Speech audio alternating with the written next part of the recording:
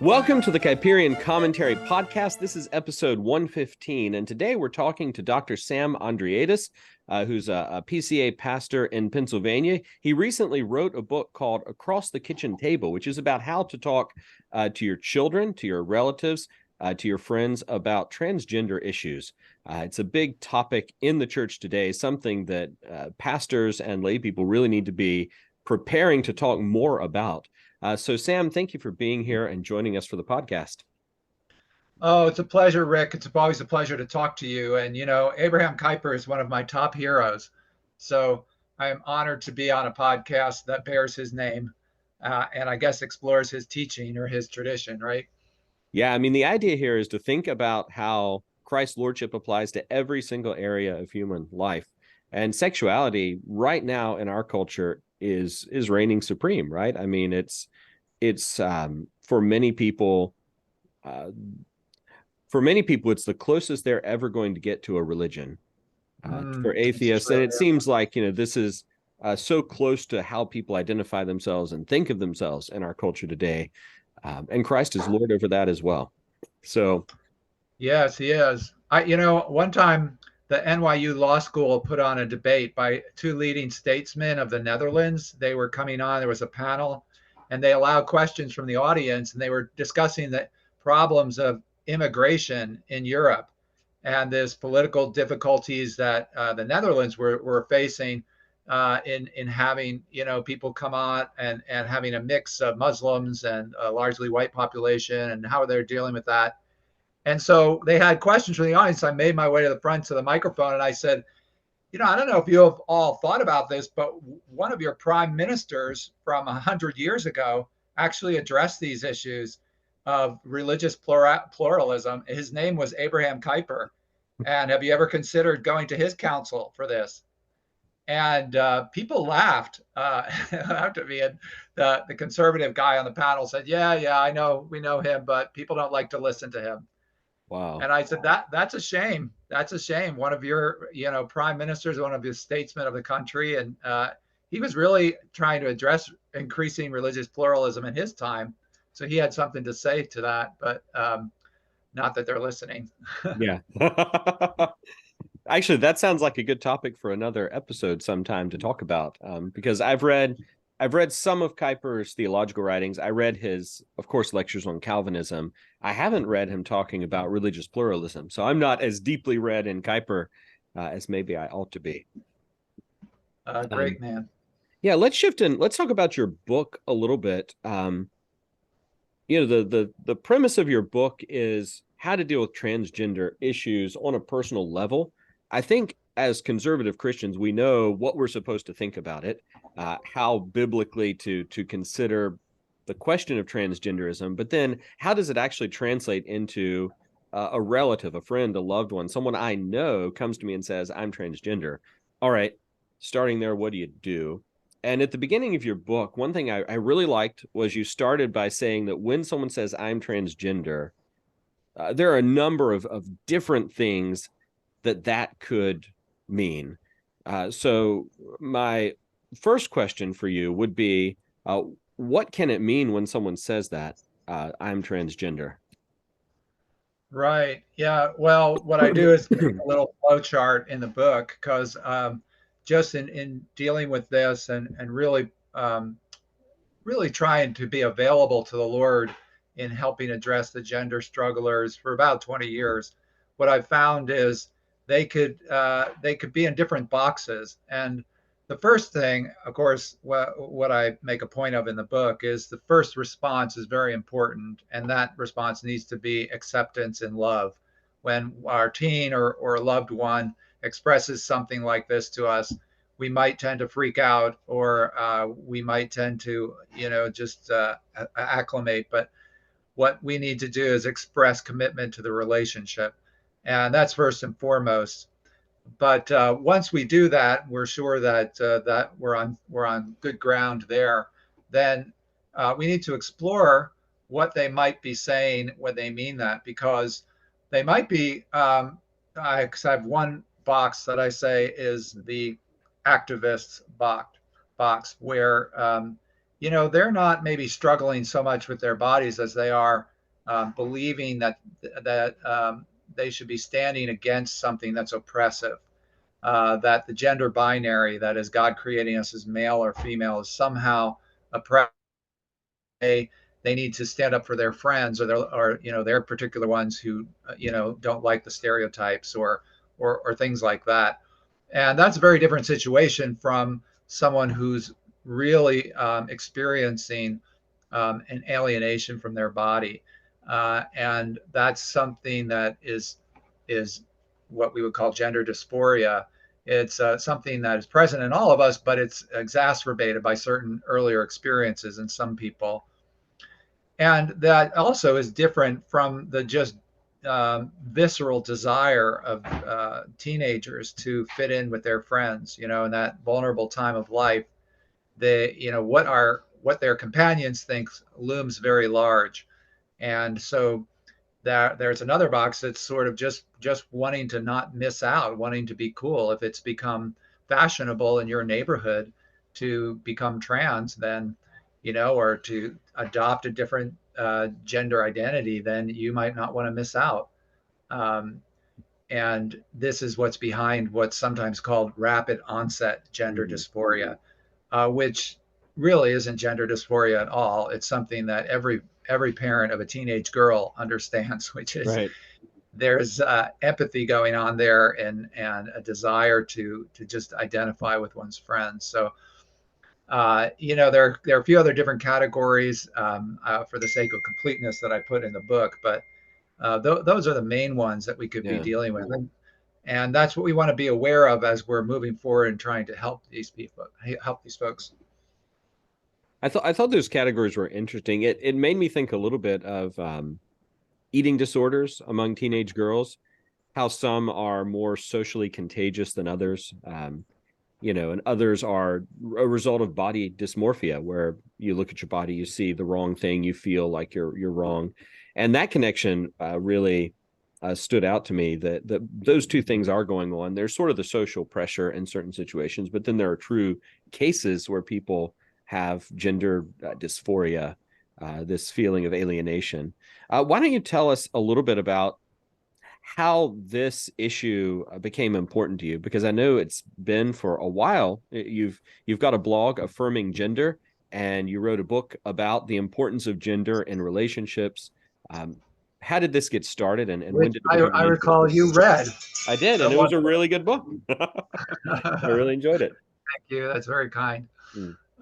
Yes. Well, when I took on the pastorate of the Village Church in Greenwich Village, New York City, about 20 years ago, I was immediately confronted with what I called the gender strugglers.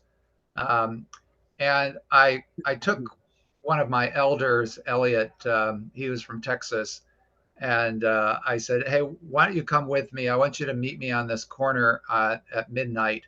It was Saturday night. He said, "Okay," very, very trusting guy.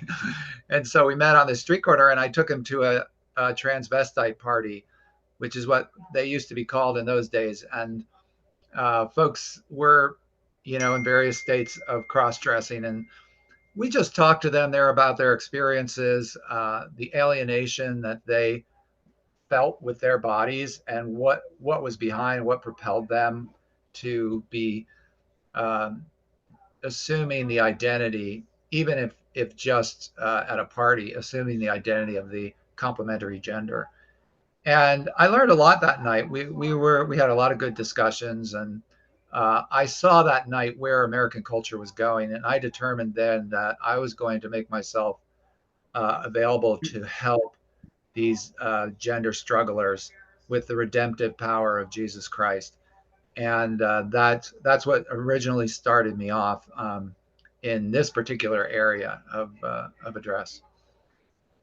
So you've talked to a lot of people who have struggled with gender issues in the past. Where does it come from? What causes trans? Well, so there's two questions in that question. Do you mean what causes trans, or what causes gender dysphoria? I mean gender dysphoria. What causes gender dysphoria Sure. in a person. And you even Sure. said a few minutes ago that you think everybody has that to some extent. Maybe you could explain that a little bit as well. Yes, thank you. Yeah, it's the question, right? And in the book, I make the case that the shame of our bodies is deeply ingrained in us from the fall. We all suffer from it to one degree or another, and it's right there in the initial explanation of the fall in Genesis 3. But for some of us, it becomes overwhelming. For some experiences of life that exacerbate this deeply ingrained shame of body, um, it almost always arises from earlier trauma.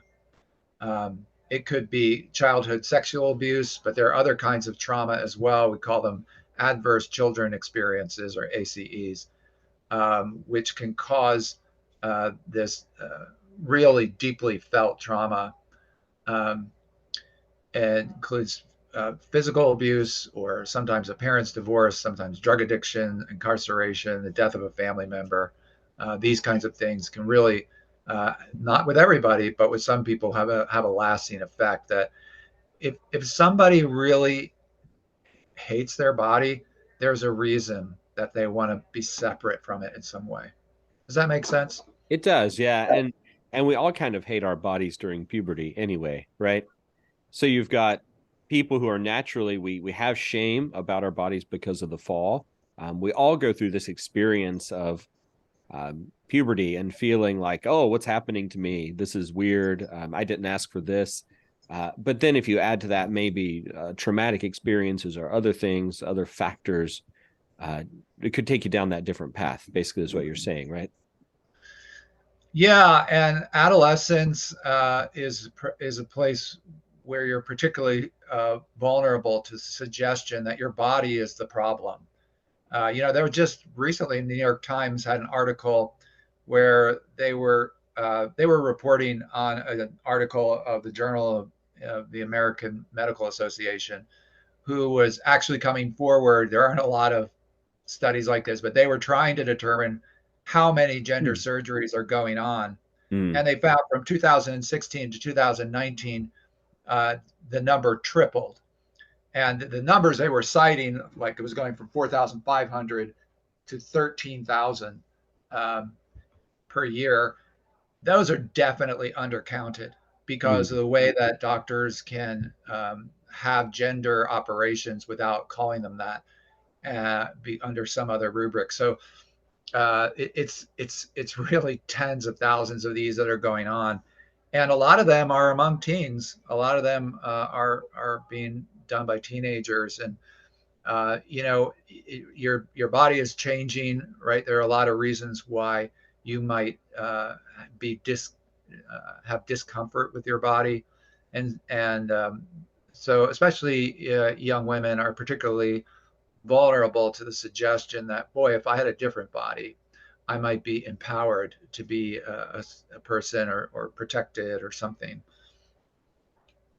So there's a big sort of social cultural aspect to that of you're hearing this message that if you're feeling uncomfortable with your body, you're probably transgender.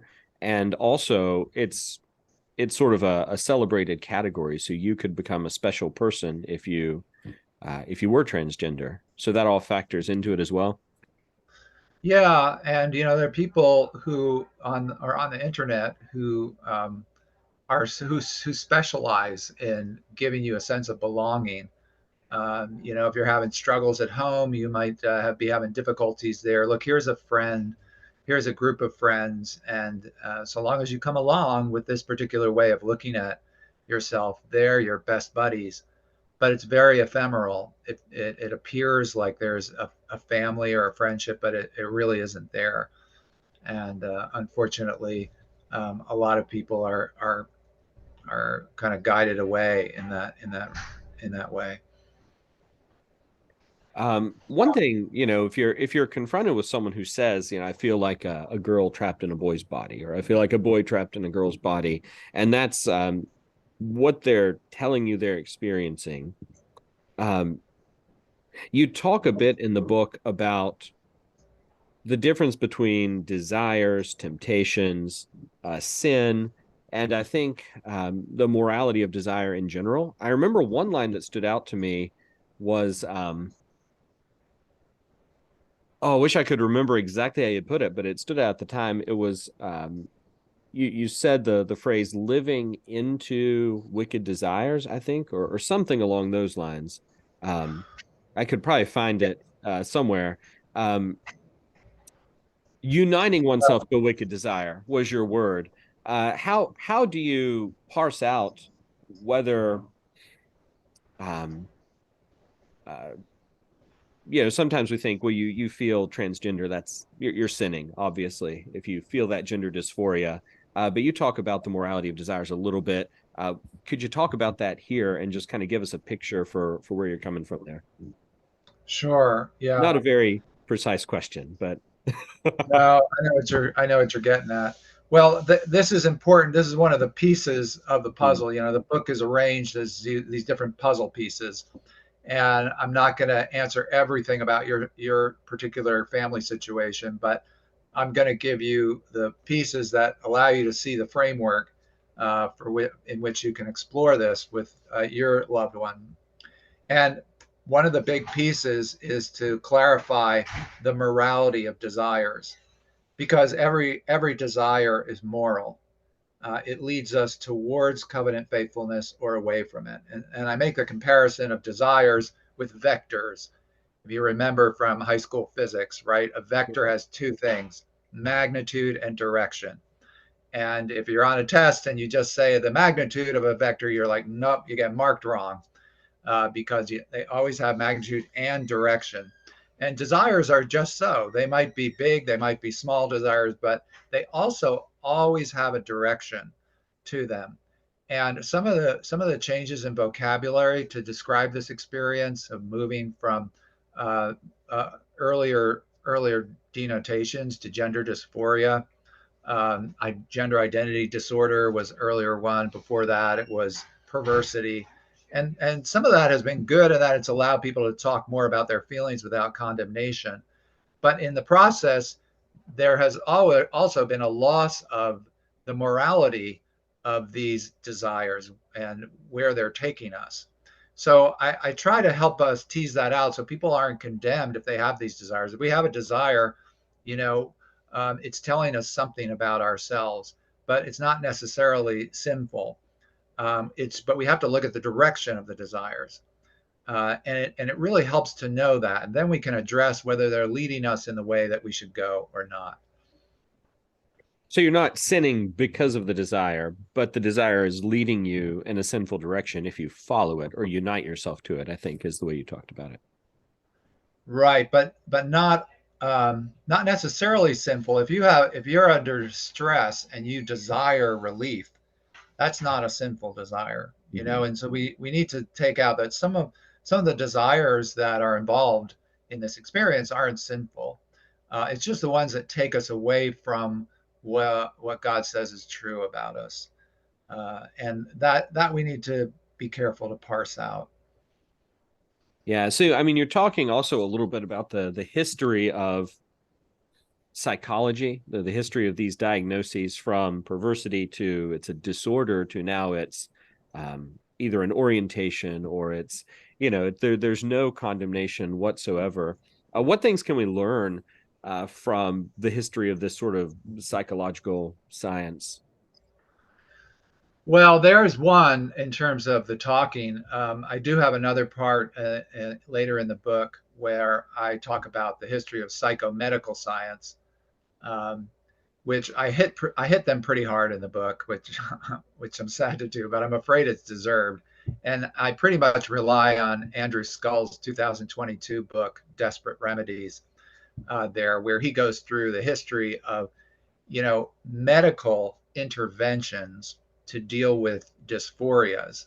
And he's not trying to make any kind of point about what's going on today, but it's pretty obvious if you read it. It's hard to escape. Um, and I go on for several pages of the history of the last 100 years of how doctors would do what they called ovariotomies, for example. They would take women's healthy ovaries and remove them to deal with psychological problems, or sterilizations, or injecting with malaria. And what happens over and over again is you see these measures that did little more than decimate healthy bodies, and they become mainstream in dealing with dysphorias. And then they each wave of drugging or digging builds on anecdotes rather than rigorous studies. The techniques make their way to younger and younger ages, ostensibly to stop the mental illness before it starts. And they usually, these innovations endure for several decades until the harm being visited becomes impossible to deny. And it's disproportionately visited on young women. I mean, does any of that sound familiar to Yeah. you? How long do you think it's going to be before our culture looks at gender affirming surgery the same way we look at transorbital lobotomy or things like that? Yeah, that's a great question. I think it's longer than people think. What I hear often is, oh, the first lawsuit that comes up from a detransitioner, that's going to end it.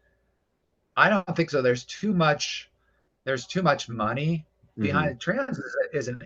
it. Trans is a $2 billion industry, which promises to double or triple in the next 8 years. Mm-hmm. So that's not going to just go away Yeah. because of a few objections. And there are all sorts of ideological structures that are in place and movements that have brought us to this point. And I think you can tell that it's pretty staunchly ingrained in the culture, because you look at Europe and England, they've kind of reversed course pretty dramatically. The largest gender clinic in the world, which was England's centralized service, shut down, and you know they're kind of stopping this treatment of minors. And after England did it, several other European countries did it, and you'd expect, well, maybe that'll have an effect in America. Not so. Yeah. The American medical establishment and the U.S. government also soldiers on Mm-hmm. under under the impression that with the position that this is what we should be doing even for children. And so I think it's going to last longer than some Mm-hmm. people. But if it follows this cycle that Skull describes in his book, um, it'll be a few decades, and then eventually people are like, this is just harmful, and we never did the scientific studies to back it up, and then it falls apart. Hopefully soon. Hopefully so, yeah. It's not often that Europe is leading the way in good medical ethics. Yeah. Usually Europe is leading the way into um, unethical practices, and we're following them by about 10 years. But this sounds like it's a great thing that some people are starting to wake up and say this is not good what we're doing to these young people. In your book, there are a lot of footnotes, well, endnotes in the book. You can actually read through the book uh, pretty quickly. Just the text Oh, of I'm the book, glad you had you that dig into experience. that. Yeah, I read through I it pretty actually, quickly, I but then, actually was oh, go ahead. trying. Sorry. That's okay. I was trying to initially. I was like, I don't want to make a big tome Hmm. here for folks. I don't want to overwhelm them. I want them to feel like, oh, this is something I can digest, and it'll be immediately helpful. So I was going for under 100 pages. Of course, that didn't happen because I had to address some things, but it ended up pretty slim. I thought Yeah, this is pretty approachable. This wouldn't put people off. Um, but thank you. I'm glad you had that experience. yeah, I enjoyed it. It's a quick read, but you can then dig into the endnotes, and you have a lot of material there, a lot of sources. And one thing that is kind of interesting is not only a lot of medical journal type sources, but lots and lots and lots of Bible. At the very end, you've got the scripture references, and it's multiple pages of scripture references that you used in the book. You really wanted to ground it in scripture, and uh, how do you deal with the fact, though, that when you're talking to someone who's been catechized into sort of a modern worldview, they're going to say, yes, the Bible is an ancient Bronze Age book. The people there didn't even know what transgenderism was. So how can you think the Bible has anything to say to me? Yeah. Well, thank you. I would say that the reason that it's Bible heavy like that is because this is really an outgrowth of this earlier work on the theology of gender that I've done, like in the first book that you mentioned, Engendered. This is sort of saying, look, let's apply our principles of a theology of gender here. So it's very much not Sam's idea as far as from my standpoint. I'm just trying to stay close to what the scriptures teach us about ourselves and about gender. So that's the goal. But the idea, I got this at a conference recently. Is somebody said, yes, just what you were.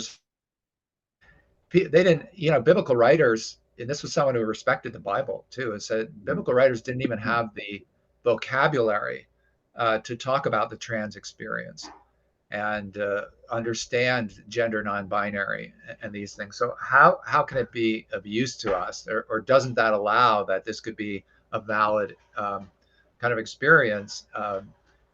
And it's an interesting idea, but it's entirely false. Actually, trans was alive and well in ancient Uruk in the third millennium BC. Yeah. And I actually print a picture in the book of Inanna, the goddess of Uruk, from a seal imprint of 2300 BC. And she was a real gender explorer. She could mix gender in herself, and she could change people. And I give an inscription just as old about how she can change a man to a woman or a woman into a man. And so you could petition her to transition, actually. And her influence lasted through the priestess who wrote about her for 1,000 years. I mean, Yeah. paganism has always had the idea in it of rejecting the gender binary. And even in scripture, you can look Deuteronomy 22, that comes from second millennium BC, that forbids cross-dressing for the Israelites. Obviously, if it's there, it's addressing an ancient context in which it was possible temptation. Right.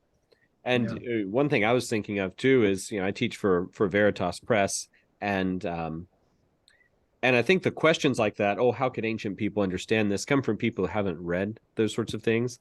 When I see students who have read Herodotus and they've read Suetonius and they've read ancient Greek and Roman history, it's obvious that the things we're dealing with as a culture are not brand new to us, that we've just invented last week. They've been around for millennia, and the Bible does address them. Absolutely. Absolutely. Like you can't read Plato without understanding homosexuality. It was a big part of the Greek Right. world. Yeah. It just wasn't an identity. It was something that you might do, in addition to then getting married. Um, you know, I'm thinking of Plato and Timaeus or something like that. Right. So it's a good Yeah. point. So yeah, I think that is a big difference for us today as we talk about identity. They didn't in the ancient world. It was an action, something that you do, uh, but it doesn't define who you are. People today um, think of those things as, this is who I am. This is my core identity as a human being, which makes it slightly different to deal with, I think. One question, final thing. We've got about 5 minutes left, so I'm going to give you the floor here, to wrap us up and say, what message do you have for the church today, for pastors, for lay people in the church, confronting transgenderism, especially as it's only going to grow in the near future. We're going to be seeing more and more of this and having to deal with it in our churches. Well, that is insightful, Rick. Just the last thing you said there, and that's kind of key. That this is not something that the church can just say, well, let me ignore it because it's not part of what's going on with me right now. Um, there really is. There's really no way to tell at this point how many minors have been put on puberty blockers, because they're just there are not studies being done about it. So you can look at the multiplication of gender identity clinics in the United States, and the ballooning of the services, but there isn't anybody saying, like, how many of these are we doing? And that's significant because if somebody goes uh, on puberty blockers, it's almost guaranteed that they'll end up on cross-sex hormones Mm-hmm. and will become a sterilized individual. So it's it's just the amount of carnage that is coming is just hard to it's hard to fathom. So I would say to the church, don't miss this by trying to ignore it, because when people come to the end of a false hope of trying to assume the identity of the complementary gender, they're going to end up in your church. And it takes a while. It takes a number of years because there's always the next hope, that, this is going to address the real difficulty that I have. And a lot of times there are comorbid conditions. We didn't talk too much about that, but there are other issues which the trans issue masks. And when they come to, the next operation, well, it's going to be the next operation. When they come to the end of that, which is 5 or 7 years later, then they might wake up and say, what have I done? And then they'll show up in church.